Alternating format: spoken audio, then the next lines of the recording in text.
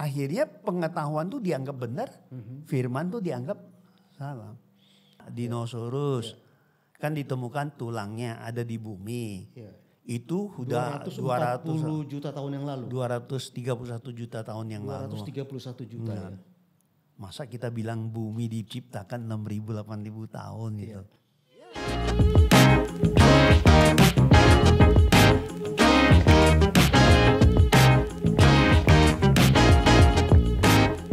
Shalom Sobat Biblical Living di Sofyan Erawan Channel dimanapun juga Anda berada.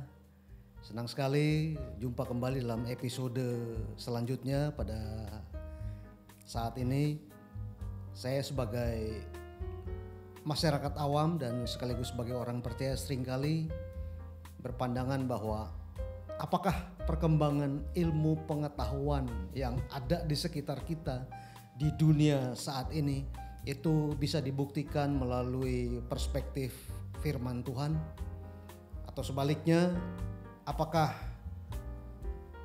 masih banyak yang terselubung yang dicatat dalam firman Tuhan yang belum dibuktikan dari sisi ilmu pengetahuan atau teknologi. Nah, tentunya siang hari ini kita akan membahas satu tema firman Tuhan dan ilmu pengetahuan. Di samping saya saat ini sudah hadir Dr. Samuel, Master Teologi. Shalom. Shalom. Pak Pang, Pastor. Senang sekali ya kita ketemu lagi ya. Iya. Ya. Hari ini kita akan secara khusus membahas tentang satu buku yang Bapak teliti, Bapak tulis, yaitu buku yang kesekian kali, kalau boleh ada di depan saya ini, berjudul Ilmu Pengetahuan, Firman Tuhan dan Ilmu Pengetahuan, Relasi atau Posisi. Ya, seperti pada episode-episode sebelumnya saya berjanji bahwa saya akan baca buku ini, Pak. Walaupun ini terus terang tantangannya berat. Karena mengupas dari sisi astronomi ya, antropologi, di mana Allah menciptakan segala sesuatunya dengan baik dan sempurna. Nah, awalnya saya mau tahu nih Pak Pang, Pastor, apa sih yang mendasari Pastor nih bisa menulis buku yang kalau menurut saya sedemikian lengkap, sedemikian komplit dari berbagai teori dan pembahasan dari setiap hal-hal yang dituangkan dalam buku ini. Apa sih alasan Pastor bisa menulis ini? Ya, berlatar belakangan ini kita tahu banyak orang yang bilang, terutama milenial sekarang terkesan bahwa firman itu ketinggalan zaman dan gak relevan lagi dengan perkembangan ilmu pengetahuan. Firman ketinggalan zaman? Iya, firmannya yang ketinggalan zaman. Oh ya? Jadi tidak sesuai dengan perkembangan ilmu pengetahuan gitu. Oh. Nah, buku inilah saya ingin membuktikan bahwa firman itu sebenarnya lebih dulu baru ilmu pengetahuan itu melengkapi, seperti yang dibicarakan ditulis di Daniel 12 ayat 4. Orang akan meneliti firman, tapi ilmu pengetahuan akan bertambah. Jadi bukan berarti firman Tuhan bertentangan dengan ilmu pengetahuan, enggak. Kalau saudara teliti baik-baik, saudara tafsirin baik-baik dari setiap kata-kata yang ada yang di dalam firman Tuhan itu sebenarnya sebelum manusia tahu pengetahuan itu, firman itu sudah ada itu.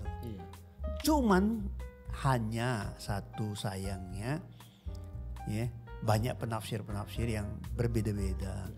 Terkesan bahwa firmannya itu ya kadang-kadang ya kita di luar sadar apa enggak gitu loh ya. Teologi juga kadang-kadang dianggap sebagai suatu otoriter gitu.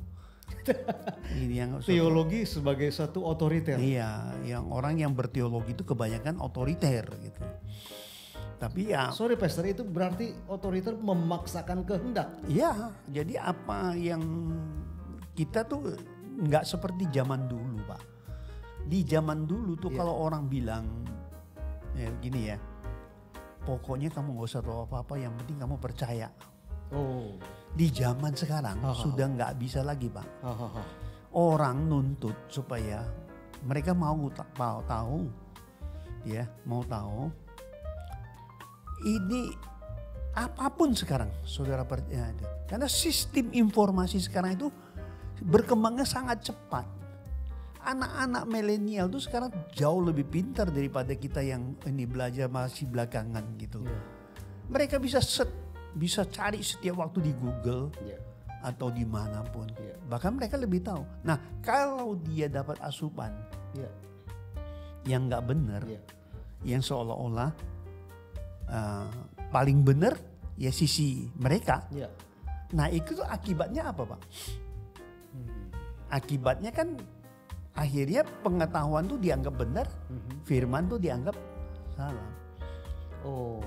Jadi disitulah ketertarikan saya untuk membuktikan bahwa firman itu jauh lebih dulu tahu, baru pengetahuan itu menelitinya belakangan. Iya. Gitu. Jadi Gitu. ilmu pengetahuan sesungguhnya memperlengkapi apa yang sudah di firman Tuhan tulis ya, Pastor ya. Iya. Jadi bukan berarti bertentangan, berarti kita nggak bisa terima pengetahuan apa-apa enggak. Jadi alasan Pastor menulis buku ini karena berbagai pandangan bahwa ilmu pengetahuan itu bertentangan dengan firman Bukan bertentangan, Tuhan. terkesan ya. bahwa firman Tuhan ini ketinggalan. Oh. Jadi orang lebih nggak percaya lagi sama firman. Berapa banyak tuh coba Pak. Iya. Ini baru generasi ini loh, mungkin ya generasi X, generasi Y gitu. Nanti generasi Z gimana? Jauh lebih lebih berkembang sistem informasinya. Artinya ya sistem informasi yang mereka udah dengan handphone dia bisa segala-galanya kok dapat informasi apapun gitu. Jauh lebih canggih. Nah, gimana kita yang hamba-hamba Tuhan yang ini tetap ngotot, pokoknya kamu harus ikut, nggak bisa kan gitu. Ya, ini sebenarnya bukan tanggung jawab Pastor aja ya, tapi semua para teolog, para akademisi yang meneliti tentang firman Tuhan dan iya harusnya pengetahuan seperti ya, itu. Pastor ya. Karena ke depannya kita bisa bayangkan, kita lihat perkembangan zaman. Kenapa di Eropa, di Amerika, sebagai negara-negara yang tadinya maju luar biasa, padahal mereka dulu awalnya kekristenannya luar biasa, firman Tuhannya luar biasa. Tapi belakangan ini mereka nggak mau lagi ke gereja, nggak mau lagi percaya. Kenapa itu, Pastor? Malah jadi ateis. Ya salah satu memang di dalam gerejanya kita nggak tahu ya perkembangannya seperti itu. Tapi salah satu faktor ya ini Pak, yang terkesan semua yang ada di Alkitab itu dianggap omong kosong dan tidak relevan lagi untuk zaman sekarang. Nah, apakah itu kita diem gitu loh. Nah dengan begitu ya inilah tanggung jawab kita semua untuk menyatakan kebenaran firman ini seperti apa gitu loh. Tapi bukan dikarang, tetapi sesuatu yang bisa dibuktikan kebenarannya gitu loh. Nah itu salah satu itu yang membuat saya sangat tertarik untuk, makanya dibilang relasi atau oposisi gitu loh. Memang sebagian kelihatan ada yang oposisi. Tapi kalau lu teliti lebih dalam juga banyak relasinya daripada oposisinya. Kalau oposisi itu terjadi karena memang belum bisa dibuktikan. Saya juga nggak bilang saya hebat, enggak. Itu semua kuasanya Tuhan, hikmatnya Tuhan. Sudah lengkap belum? Karena tebelnya Alkitab begitu banyak pernyataannya. Kita belum ini sebelum berapa. Makanya harapannya ke depannya inilah tugas-tugas hamba Tuhan, tugas-tugas akademisi di sekolah teologi yang harus meneliti, bukan hanya belajar teologi yang ditulis ratusan tahun yang lalu ya. Ya Pastor, tetap dirunut terus itu. Bukan nggak boleh kalau memang itu masih ada kebenarannya gitu loh. Ya saya nggak bilang saya menentang itu, tidak ya. Tetapi kan zaman dia is okay. Kalau zaman sekarang ini memang kita yang harus memperbaiki, menjelaskan bahwa firman itu iya dan amin. Sampai kapanpun. Dan pengetahuan itu akan berkembang terus. Dari hasil penemuan ke penemuan yang lainnya. Tadi Pastor awalnya mengutip dari Daniel 12 ayat 4. Saya bacakan ya Pastor ya.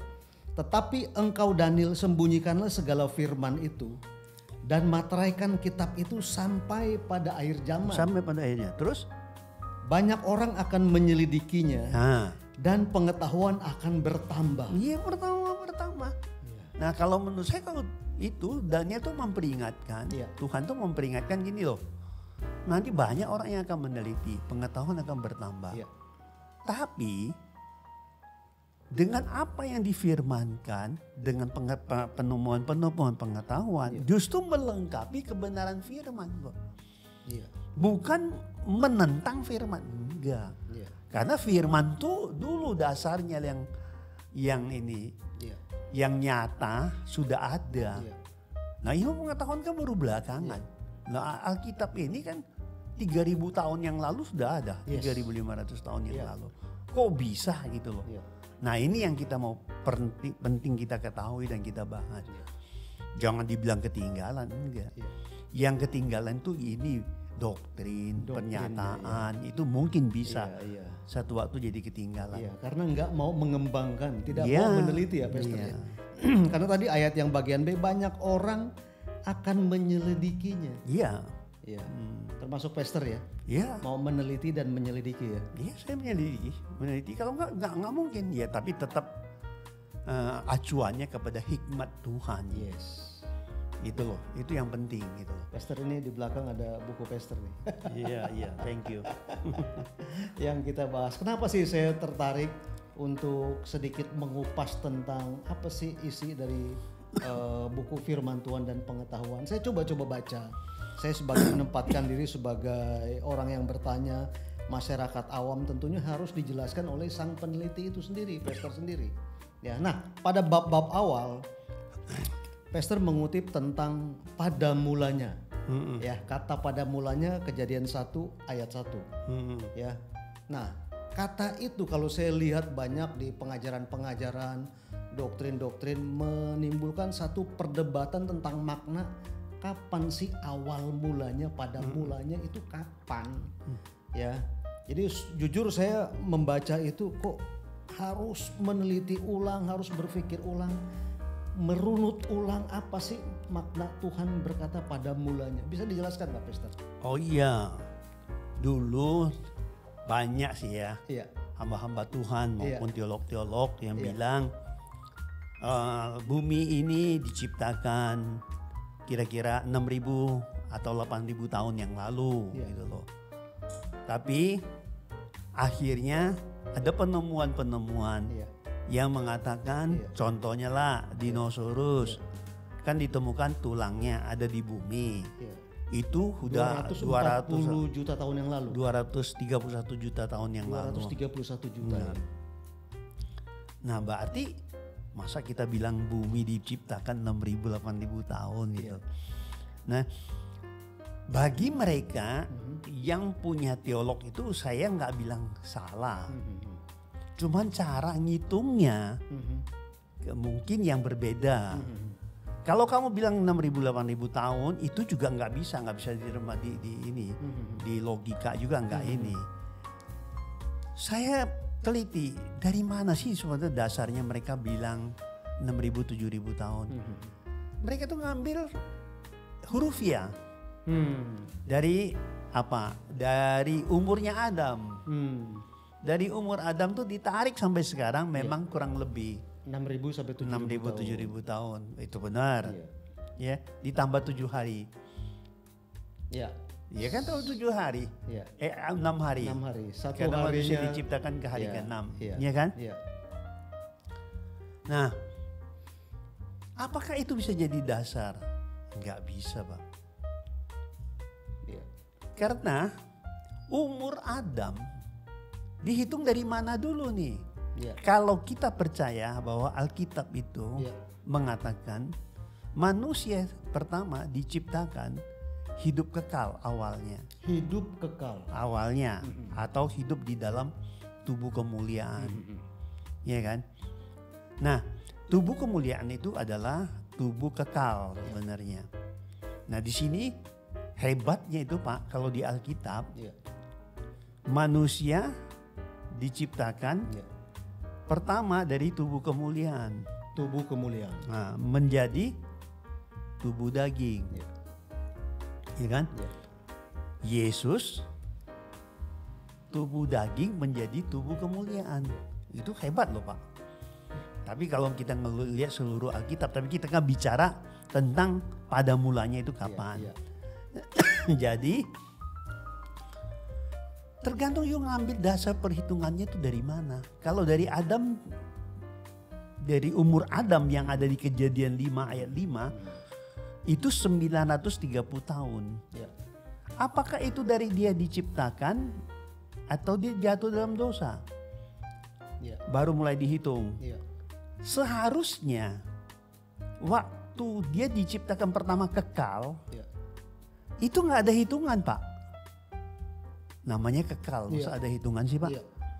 Ada hitungan kalau dia kekekalannya hilang Pak. Gimana kekekalannya hilang waktu dia jatuh dalam dosa? Hilang kan kekekalannya.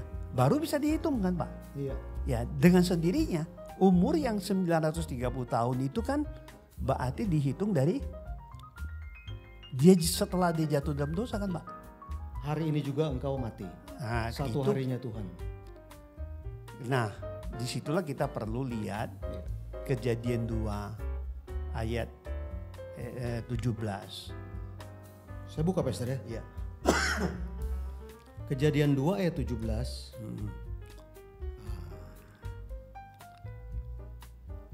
Saya bacain ya Pastor ya. Tetapi pohon pengetahuan Kejadian 2 ayat 17. Tetapi pohon pengetahuan tentang yang baik dan yang jahat itu janganlah kau makan buahnya.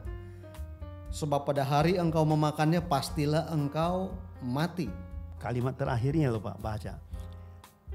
Pada hari engkau memakannya pastilah engkau mati. mati. Nah logikanya pertama. Ya. Kalau dia nggak makan dia nggak mati-mati dong Pak. Enggak. Nah ya itu kan kekal. Oh. Iya kan? Ya. Lagi Tuhan perintahin apa langsung ada makan. Wah, Iya. setelah ada perempuan, Iya. baru perempuan yang dihasut sama ular itu sama setan. Gitu. Nah kan nggak langsung Pak. Iya. Nah di sini peringatannya kalau kamu makan hari itu kamu mati. Iya. Terus umur Adam 930 30 tahun. tahun. Gak mati dong hari itu Pak.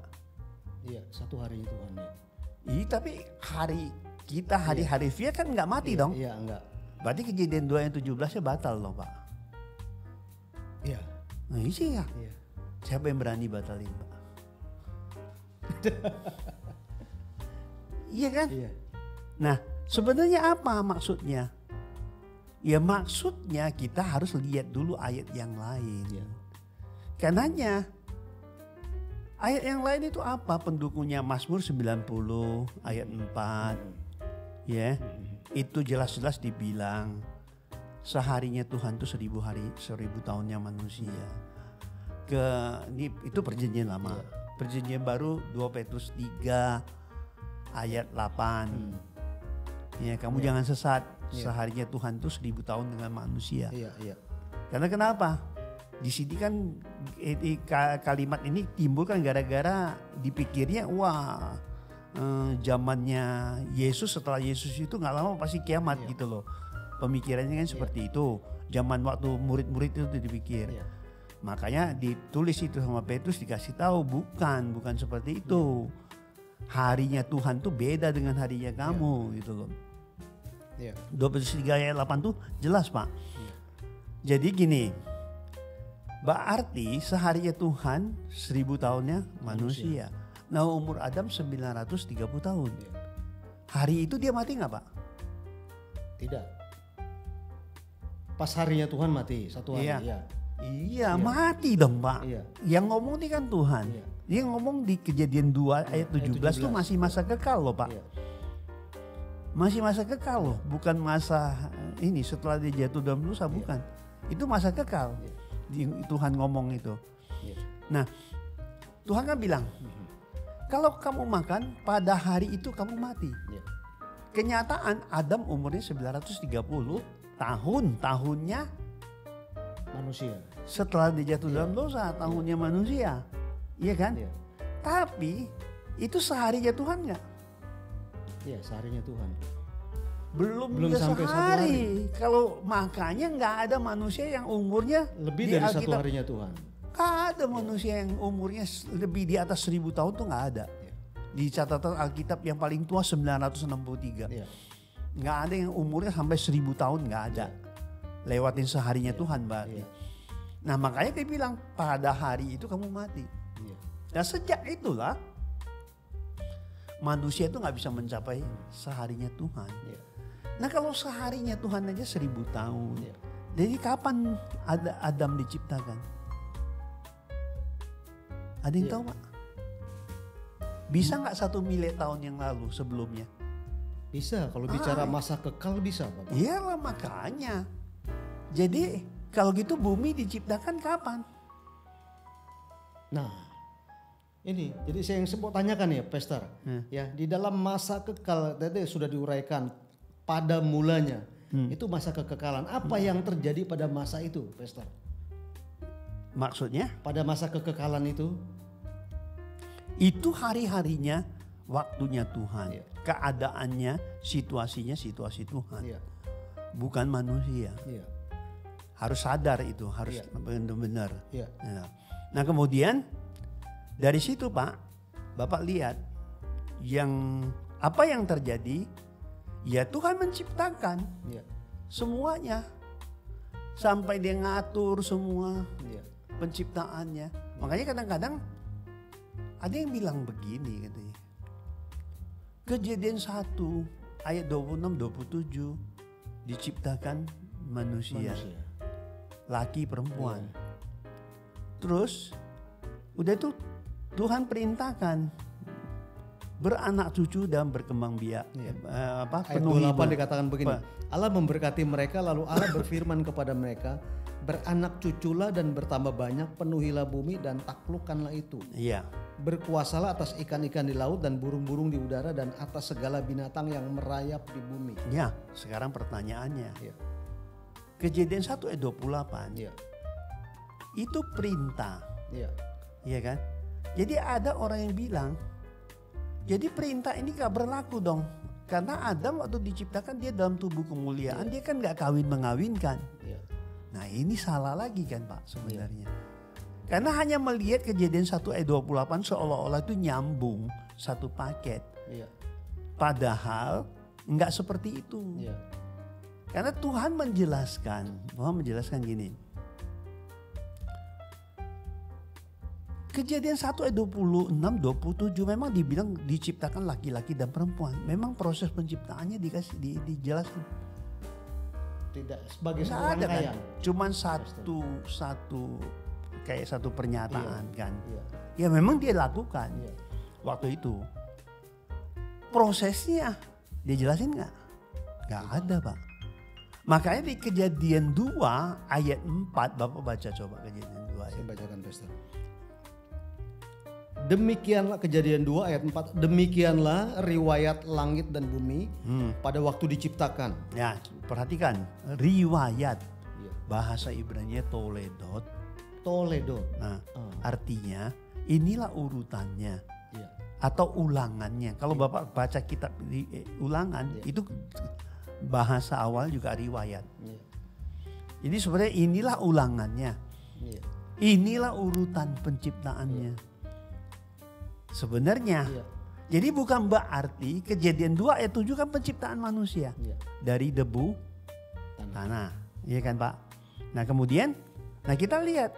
Terus terkesan orang ini salah tafsir nih. Dipikirnya Kejadian 1 ayat 26-27 manusianya lain.